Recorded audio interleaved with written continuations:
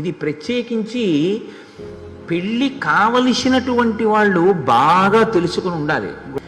భార్యాభర్తలలో ఒకరు కీర్తి గణించడం, రెండవ వారు ఆ కీర్తిని పాడు చెయ్యలేకపోవడం అన్నది ఉండదు.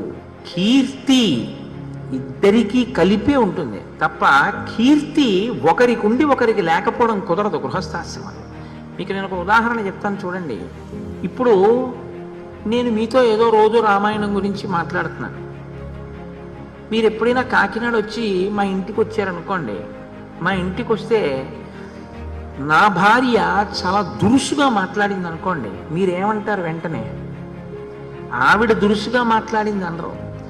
ఆయన ఏమిటండి పాపం మరి అంతలా చెప్పాడు అన్నీని, ఆయన మాట్లాడినప్పుడు చాలా సాత్వికంగానే మాట్లాడాడు, చాలా నెమ్మదస్తుడుగానే ఉన్నాడు, ఏమిటో పాపం ఆయనకి ఇలాంటి భార్య అంటారు. భర్త కీర్తి భార్య